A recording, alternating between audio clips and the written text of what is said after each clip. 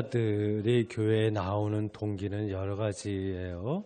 자의도 있고 타의도 있고 합니다. 소위 모태신앙이라고 해서 교회에 나오는 게 습관이 된 그런 사람들도 있고요.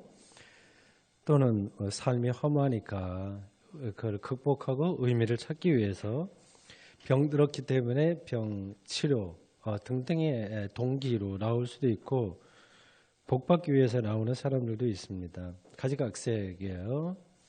가장 큰 이유는, 그리고 그 모든 것의 바탕이 되는 이유는 기독교의 가르침을 구원의 길이라고 믿는다는 데 있습니다. 그렇죠? 그게 바탕이에요. 구원의 길이라고 믿기 때문에 그렇습니다. 그 구원의 길에 대한 체계적인 설명을 일컬어서 기독교 교리라고 합니다. 그러니까 기독교 신앙에 깊이 들어가려면 당연히 이 기독교 교리를 많이 아는 게 중요합니다. 최소한 세례 받을 때 배운 그 교리, 기초되는 그 교리만이라고 하더라도 단순히 정보로서가 아니라, 그냥 알아들은 정보가 아니라 실질적으로 아는 게 중요합니다. 정보와 실질, 그 차이는 여러분들이 아실 거예요. 오늘 저는 핵심적인 교리 중에서 하나를 여러분에게 설명하겠습니다. 교리가 가르치고 있는 세계로 여러분들을 가이드해 보려고 합니다. 어떤 것들이 보이나 한번 보십시오. 바울은 오늘 제2 독서인 빌립보서 3장 17절에서 4장 1절 사이에서 현대인들의 눈에는 아주 낯선 이야기를 합니다. 20절 말씀은 이렇습니다. 우리의 시민권은 하늘에 있는지라 거기로부터 구원하는 자 곧 주 예수 그리스도를 기다리노니. 하늘의 시민권이라고 하는 말은 많이 들었어요. 교회 좀 다니면 대충 이렇게 저렇게 전해 듣는 이야기입니다. 그게 익숙하면 오히려 더 기독교 신앙에 들어가는데 지장이 되는 거예요. 그걸 낯설게 느끼셔야 됩니다. 도대체 하늘의 시민권, 이게 뭘까요? 느낌이 올 수는 있겠지만 막상 이거를 다른 사람에게 자기 말로 풀어서 설명하려면 막막할 겁니다. 21절에는 좀 더 멀게 느껴질 만한 말씀이 나옵니다. 들어보십시오. 그는 만물을 자기에게 복종하게 하실 수 있는 자의 역사로 우리의 낮은 몸을 자기 영광의 몸의 형체와 같이 변하게 하시리라. 이 구절을 이해하려면 지금 이 편지를 바울이 쓰고 있는 그 빌립보 교회의 속사정을 어느 정도 알아야 됩니다. 모든 성경은 다 수신자가 있어요. 쓴 사람의 상황도 있습니다. 그 컨텍스트를 어느 정도 알아야 이 텍스트, 성경 글자요, 그 내용, 그것을 알 수 있습니다. 빌립보라고 하는 도시는 기원전 358년에서 357년에 알렉산더 대왕의 아버지인 빌립 2세에 의해서 세워졌다고 해요. 굉장히 오래된 도시죠. 기원전 4세기 중반이니까 까마득한 옛날에 세워진 도시고요. 기원전 30년에는 아우구스토 황제, 로마 황제에 의해서 로마 직할 도시로 이렇게 세움받았다고 할까요? 그런 지위를 얻었습니다. 미국에서 출생한 사람은 한국에서 온 사람이든지 아프리카에서 온 사람이든지 그 아이는 자동적으로 미국 시민권 얻잖아요. 그런 것처럼 이 빌립보에서 출생한 사람은 자동적으로 로마 시민권자가 되는 겁니다. 대단한 특권이죠. 바울은 기원 후 49년에서 50년 그 사이에 이 빌립보에서 빌립보에 갔어요. 그래서 거기서 유럽 최초의 교회를 설립합니다. 빌립보의 최초의 유럽 교회가 설립된 거예요. 이 지금의 터키 지역에서 소아시아라고 하죠. 유럽으로 건너가서 그 그리스죠. 빌립보에서 유럽 교회를 처음으로 세웠습니다. 물론 거기에 넘어가게 된 이유도 여러 가지 속사정이 좀 있어요. 그 빌립보 교회에서 중추 역할을 한 사람이 당시로서는 아주 드물게 여성으로서 사업가였던 루디아입니다. 이 루디아가 재정적인 후원을 많이 한 탓인지 빌립보 교회는 아주 오랫동안 이 바울의 재정적인 후원을 했습니다. 빌립보서 4장 15절, 16절에 그 사실이 적시되어 있어요. 여기까지 지금까지 나를 이렇게 도와준 교회가 너희 말고 어디가 있냐. 좀 굉장히 가까운 관계였던 것 같습니다. 바울은 에바브로디도를 통해서 이 후원금을 받았고 빌립보 교회에 여러 가지 소식을 전해 들었습니다. 그 소식 중에 하나는 좀 좋지 않은 거예요. 빌립보 교회에 이 바울이 설립한 교회이긴 한데 떠났잖아요. 그래서 다른 사람들이 들어왔어요. 어떤 지도자들이 들어왔어요. 그래서 바울의 가르침과는 배제되는 것을 전했습니다. 서로 상반되는 걸 전했어요. 그래서 바울은 당장 달려가서 시시비비를 가리고 싶었지만 지금 바울은 감옥에 갇혀 있었기 때문에 어찌해 볼 도리가 없었습니다. 그래서 일단 편지로나마 자신의 생각을 전해야 됐습니다. 그래서 편지를 쓴 거예요. 그게 빌립보서입니다. 보통 빌립보서는 기쁨의 성경이라고 하는 별명이 붙어 있어요. 기쁨의 성경, 기쁨에 대한 이야기가 많이 나오거든요. 그렇지만 실제로는 이건 아픔의 성경이라고 해야 됩니다. 이걸 쓸 때 이제 바울이 감옥에 있었고, 그리고 이제 빌립보 교회에 대한 조금 어려운 일들을 많이 들어서 가슴 아픈 마음으로 쓴 거기 때문에 그렇습니다. 특히 빌립보서 3장은 다른 가르침을 전하는 사람들, 쉽게 말해서 이단들에 대한 이야기입니다. 빌립보 교회 안에 들어와서 이 바울과 다른 가르침으로 해서 빌립보 교인들의 마음을 신앙을 흔든 사람들에 대한 이야기예요. 3장 2절에서 바울은 그들을 가리켜서 개라고 했어요. 욕설이죠. 개 같은 자들이다. 좀 심한 그런 표현을 했네요. 개들을 삼가고 행악하는 자들을 삼가고 몸을 상해하는 자를 삼가라 이렇게 했습니다. 여기서 개라고 부른 이들은 그냥 우리가 언뜻 생각하면 좀 이상한 사람들이겠구나. 파렴치하고 몰상식하고 저속한 사람들이겠구나.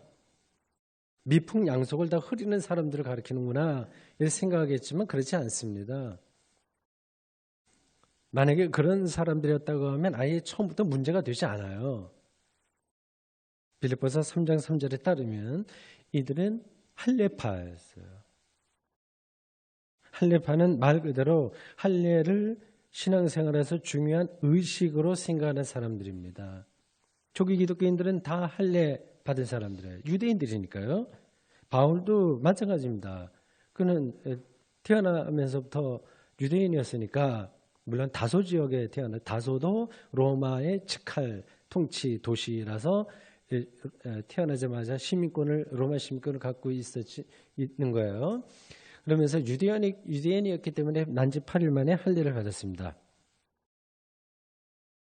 주로 유대인들로 구성된 초기 기독교에서는 이 할례 문제가 아무 상관없었어요. 다 그거 받은 사람들이니까요. 할례 전통과 전혀 상관없이 살던 이방인들이 교회에 들어오면서 문제가 시작됐습니다. 그러니까 교회 안에 할례를 받은 사람과 받지 않은 사람들이 나누게 됐습니다. 이게 우리가 지금 볼 때는 뭐 별로 아무것도 아니죠. 당시에는 아주 심각한 문제였습니다. 그래서 이 유대인들이 유대 기독교라고 그래요. 유대 기독교인들이 조금씩 거기도 이제 매파가 있고 비둘기파 있다고 하는 것처럼 아주 극단적으로 나가는 사람이 있고 좀 중도적으로 하는 사람들이 있을 거 아니겠습니까? 근데 약간 그 매파에 속하는 사람들은 이방인들은 기독교인이 됐다고 하더라도 무조건 할례 받아야 된다. 이걸 강력하게 주장했습니다.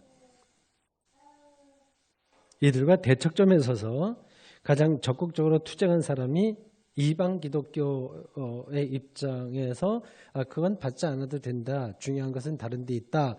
이렇게 주장한 사람이 바울입니다. 대표자가.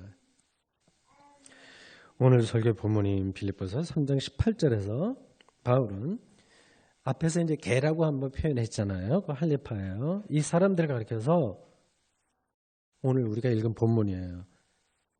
그리스도의 십자가의 원수 이렇게 규정했습니다. 바울이 이 문제를 할례파의 문제를 얼마나 심각하게 생각하는지를 알 수 있는 거예요. 이것은 단순히 할례 유무가 아니라 기독교 신앙의 핵심인 그리스도의 십자가와 관련된 것이기 때문에 그렇습니다. 이 할례 주장과 십자가가 어떻게 연관되는지 그거 신학적으로 많은 논란이 이야기할 거리가 있는데 그걸 압축적으로 제가 여러분들에게 좀 설명하려고 합니다. 18절을 제가 공동번역으로 읽을 테니까 한번 들어보십시오. 바울의 안타까운 마음이 그대로 표현되어 있습니다. 내가 벌써 여러 번 여러분에게 일러준 것을 지금 또 눈물을 흘리며 말하는 바지만 많은 사람들이 그리스도의 십자가의 원수가 되어 살고 있습니다. 이렇게 말하고 이어서 19절에서 그들의 마지막은 멸망이고 그들은 자기네 뱃속을 하나님으로 삼고 자기의 수치를 오히려 자랑으로 생각하며 세상 일, 즉 땅의 일만 마음 쓰는 자들이라고 이렇게 정확하게 서술하고 있어요. 이런 사람들이 바로 그리스도 십자가의 원수라고 하는 겁니다. 이런 표현만 보면 바울이 비판하고 있는 할례파 사람들은 예수 그리스도의 십자가 자체를 부정하는 것처럼 들리죠. 그리스도의 십자가의 원수라고 했으니까 말입니다. 실제로는 그렇지 않습니다. 그들은 예수의 십자가와 부활에 기초한 기독교 신앙을 여전히 지키는 거예요. 그 신앙을 가지고 있습니다. 동시에 더불어서 유대교의 전통을 받아들이려고 한 거예요. 이렇게 나쁜 건 아니에요. 예수 그리스도를 온전히 믿습니다.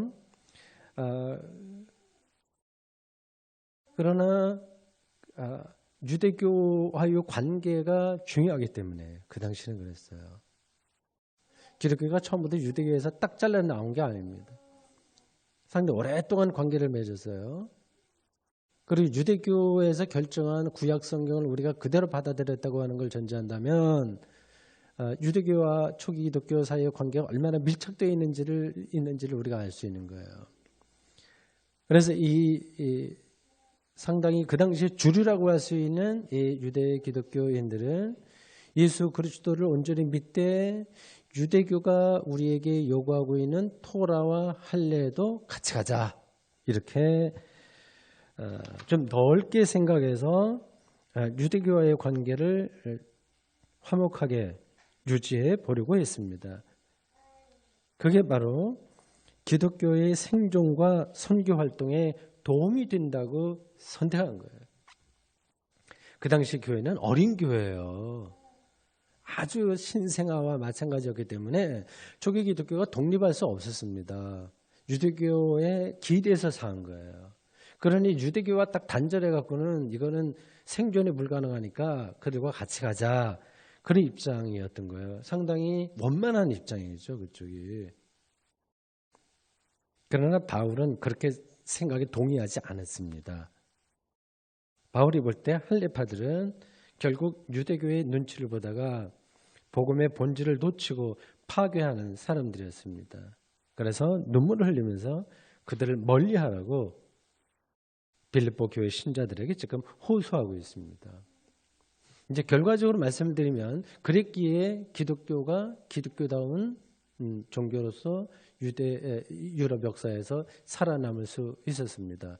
만약에 이 유대 기독교의 말에 적극적으로 호응해서 이 할례파나 유대 기독교의 입장으로 기독교가 다 흘러가 버렸다고 한다면, 그러니까 바울의 이러한 강력한 도전이 없었다고 한다면 기독교는 유대교의 아류로 떨어지고 말았을 겁니다.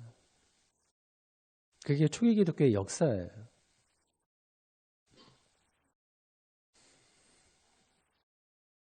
이런 정황을 전제하고 앞에서 읽은 빌립보서 3장 20절 말씀을 다시 생각해 보십시오.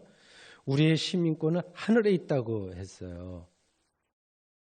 그러니까 하늘의 시민권이라고 하는 이 말은 두 가지 의미가 있습니다. 하나는 정치적인 거예요. 네, 세속적인 겁니다. 그러니까 빌립보 사람들은 앞에서 말씀드린 대로 로마 시민권자들이라고 했어요. 거기에 특권 의식이 있습니다. 바울은 기독교인들의 본질이 너희들이 자랑스럽게 생각하는 로마 시민권이 아니라 하늘 시민권에 달려 있다고 보았습니다. 그렇게 이제 충고하는 거예요. 다른 하나는 종교적인 것입니다. 바울이 비판하고 있는 할레파 사람들은 앞에서 말씀드린 대로 이게 이상한 사람들이 아닌 거예요. 그냥 원만한 그런 사람들입니다. 이 땅에서 종교적으로 완성된 삶을 살 수 있다고 생각했고 그래야만 된다고 생각한 거예요. 한 겁니다. 그러니까 토라와 할례가 다 그런 것들을 보장해 주는 그 장치였어요. 그러니까 구원이 이 땅에서 완성된다고 생각한 겁니다.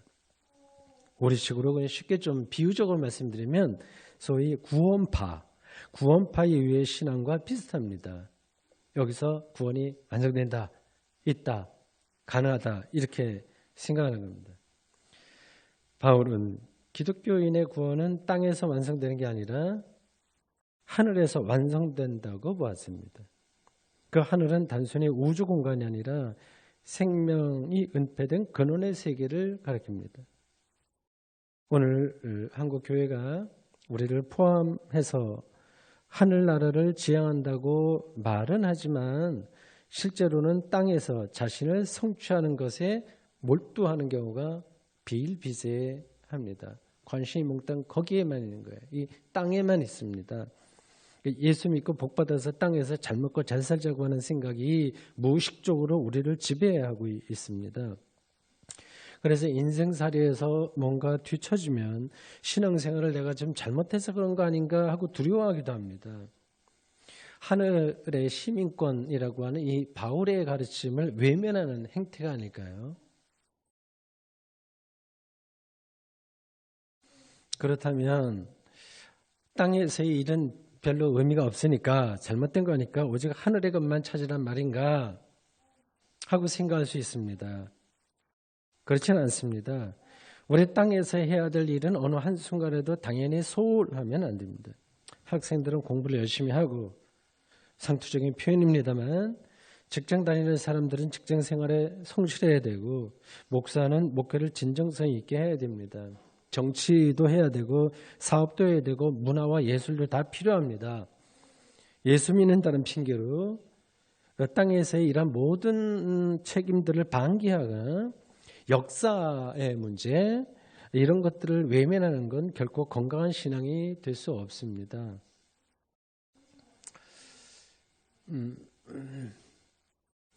예, 저도 그렇게 생각하고 살고 있어요. 그러나 그것 자체가 목적이 되는 순간에 그 모든 것들은 바울이 지적한 것처럼 그리스도의 십자가의 원수가 되고 맙니다. 이걸 제가 어떻게 더 여러분들에게 설명을 해드려야 될까요? 말로 설명이 좀 힘든 대목인데 하는 데까지 해보겠습니다. 그런 것의 마지막은 바울의 표현대로 멸망이고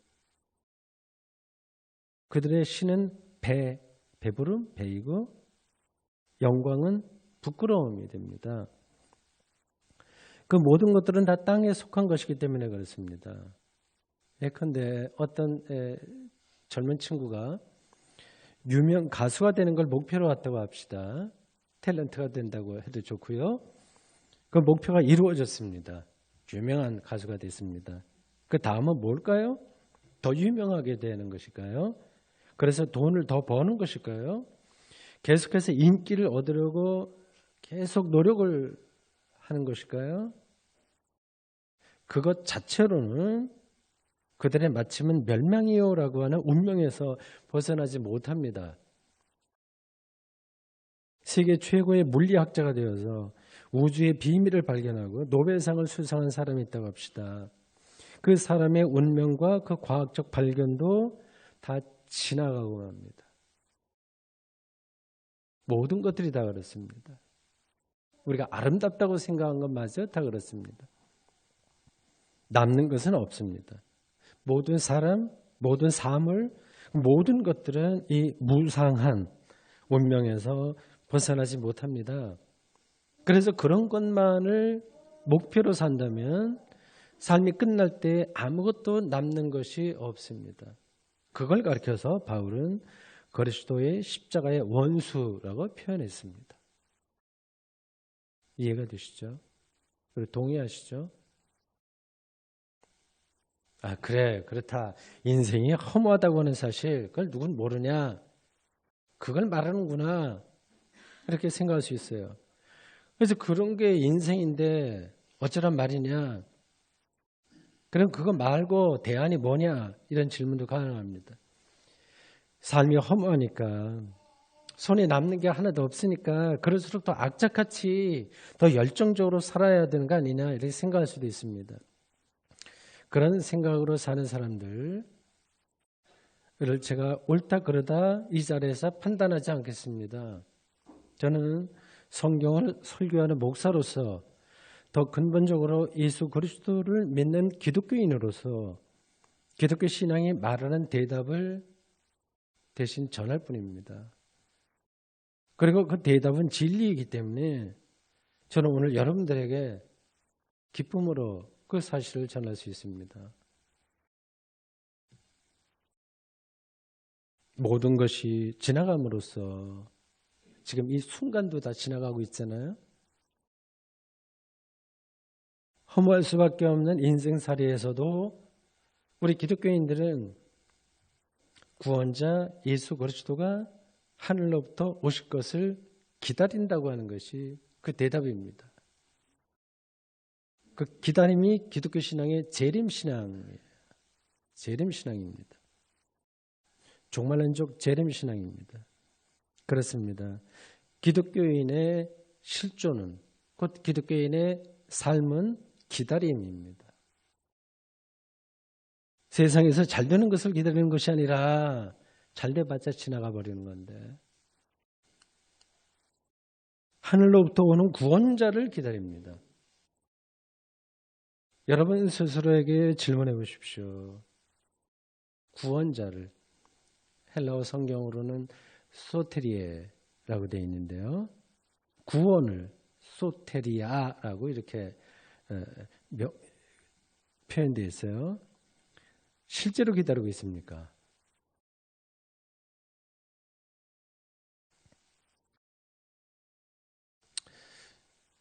그런 사람들을 제가 많이 보지 못했어요. 세상에서 해야 될 일이 너무 많아서 그리고 그게 너무 재미있어서 혹은 거기에 너무 지쳐버려서 재림신앙을 예수 그리스도의 오심을 생각할 여유가 없는 건 아닐까요? 그렇지는 않겠죠. 우리가 신앙생활을 하는데 그렇지는 않겠죠.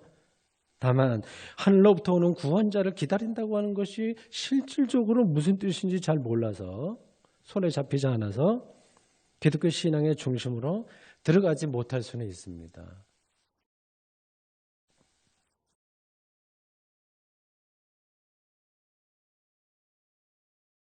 바울은 하늘로부터 오는 구원자가 우리에게 어떤 일을 행할지에 대해서 21절에서 설명합니다.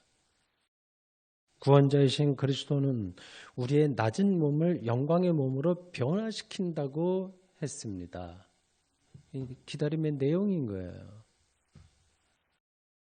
우리는 재림의 그리스도를 통해서 변화됩니다. 변화가 핵심이에요. 곳곳에서 그러한 이야기들이 신약 성경에 나오고 있습니다. 그게 눈에 띄시는지요? 고린도전서 15장 35절 부활장이라고 하는 15장 35절 이하에서 몸의 부활을 설명합니다. 51절과 52절은 다음과 같습니다. 마지막 나팔에 순식간에 호련히 다 변화되리니 이게 실질적으로 느껴지셔야 되는데 나팔 소리가 나면 죽은 자들이 썩지 아니할 것으로 다시 살아나고 우리도 변화되리라. 이 부활의 핵심 개념도 변화예요. 단지 모양만 변하는 게 아니라 질적으로 새로운 몸으로 변화하는 겁니다. 구체적으로 이렇게 그림을 그리듯이 어떤 몸으로 변하는지 말해봐라. 그것은 우리가 아직 모릅니다. 우리가 현재 알고 있는 생명과 질적으로 다른 차원의 생명이기 때문에 지금 우리의 언어로 표현할 수 없습니다. 그래서 바울은 그것을 영광의 몸이라고 표현한 거예요. 영광의 몸. 이 영광의 몸은 죽음이 더 이상 개입되지 않는 생명으로의 변화입니다. 그걸 가리키는 거예요. 그래서 바울은 고린도전서 15장 53절에서 이 썩을 것이 반드시 썩지 아니할 것을 입겠고 썩지 아니할 것을 입겠고 이 죽을 것이 죽지 아니함을 입으리로다 이렇게 말했습니다.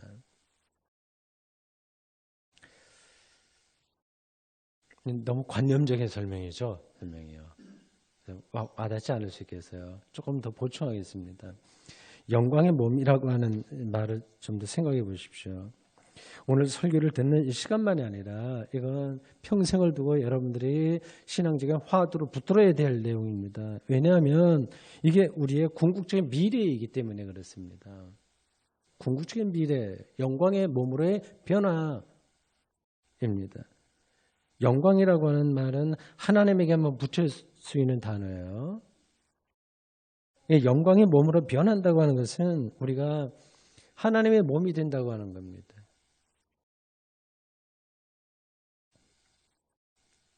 위에서 인용한 고린도전서 15장 52절에서도 죽은 자들이 썩지 아니할 것으로 다시 살아난다고 했는데 썩지 아니할 것은 누구예요? 하나님뿐입니다. 그렇다면 이 구절도 고린도전서 15장에서 말하는 이 구절도 결국 우리가 하나님처럼 된다는 것입니다. 하나님이 된다고 표현할 수는 없고요. 하나님의 몸으로 변하는 것이고 하나님의 통치와 속으로 들어가는 것이고 조금 문학적인 메타포식으로 설명하면 눈이 있잖아요. 겨울철에 내리는 눈이 불꽃 화염 속에 들어가는 것입니다.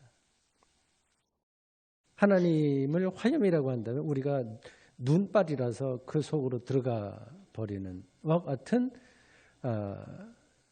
미래 영광의 몸으로 변한다고 하는 사실이 가리키고 있는 사실입니다. 이러한 엄청난 일이 그냥이 아니라 우리 믿음의 대상인 예수 그리스도를 통해서 일어난다는 사실, 이게 기독교 신앙에서 중요합니다. 그는 하늘에서 지금 하나님 오른편에 앉아 계십니다. 사도신경을 통해서 우리가 고백하고 있는 내용들이에요. 그러니까 이 사도신경의 한 구절 한 구절이 우주의 전체 전망을 다 갖고 있는 겁니다. 하나님 오른편에 앉아 있다고 하는 것은 하나님과 동일한 능력을 행사할 수 있는 분이라는 뜻이에요. 하나님의 능력은 창조 행위입니다. 창조는 21절이 묘사하듯이 오늘 본문 21절이 묘사하듯이 만물을 자기에게 복종하게 하는 능력입니다.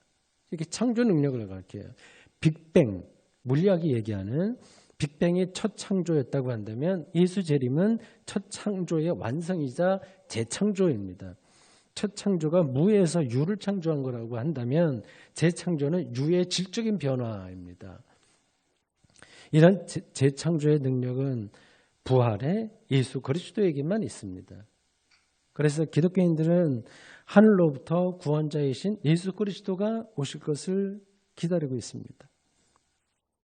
간절하게 기다리고 있는 거예요. 변화의 순간을 기다립니다.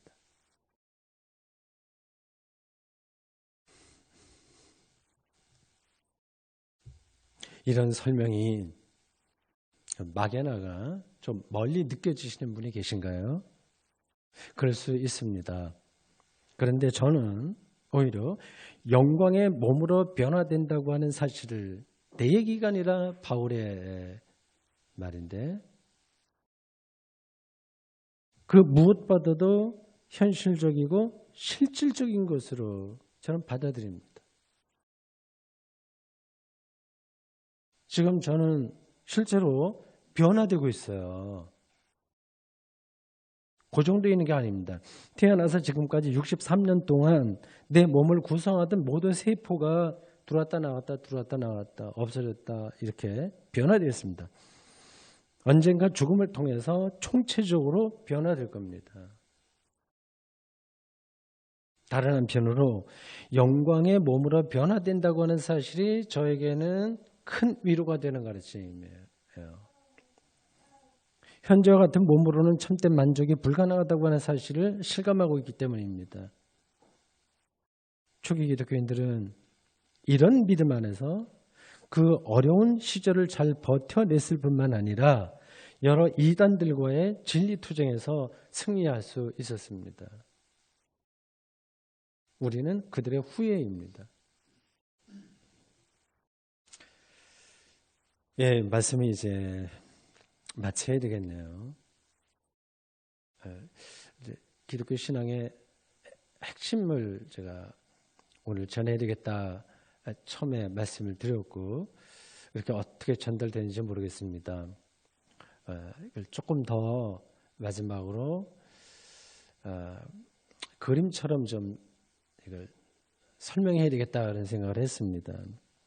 영광의 몸으로 변화된다고 하는 그 기다림이 어떤 건지 말이죠. 여기 관광버스가 있습니다. 상상해 보십시오. 여기에 여러 사람들이 탔어요. 근데 이 관광버스는 그 한 동네 사람들이 같이 온천장에 가는 버스입니다. 거기 버스에 앉아서 재밌게 갔죠. 온천장에 거의 가까이 왔어요. 그런데 어떤 사람이 누구를 향해서 너 얼굴에 먼지가 많다. 뭐 씻었냐 안 씻었냐. 그리고 화장했냐 안 했냐. 뭐 아침 뭐 먹었냐 이런 것들 그냥 두런두런 얘기는 할 수 있는데 그런 걸로 심각하게 너 이쁘다 아니다 이런 걸로 막 다툰다고 생각해 봅시다. 그처럼 어리석은 일은 없는 거예요. 그러한 얼굴에 때가 묻었는지 안 묻었는지 그것은 벌거벗고 온천물에 들어가기 전까지만 아주 작게 유효한 거예요. 영광의 몸으로 변화되는 순간은 바로 온천물에 들어가는 순간과 비슷합니다. 다른 게 아무 의미가 없는 거예요. 이 사실을 명확하게 인식하기만 한다면 땅의 일에 빠져서 허우적거린 일은 없을 겁니다. 전혀 새로운 자세로 이 세상을 살아갈 겁니다. 전혀 새로운 태도로 세상을 사는 거죠. 바울이 영광이 몸으로 변화될 것이라고 말한 다음에 한마디 덧붙인 빌립보서 4장 1절을 저도 바울과 같은 심정으로 여러분들에게 그대로 전합니다. 공동번역입니다. 그러므로 내가 사랑하고 그리워하는 형제 여러분, 나의 기쁨이요 멸류가 아닌 사랑하는 교우 여러분, 주님을 믿으며 굳세게 살아가십시오. 아멘.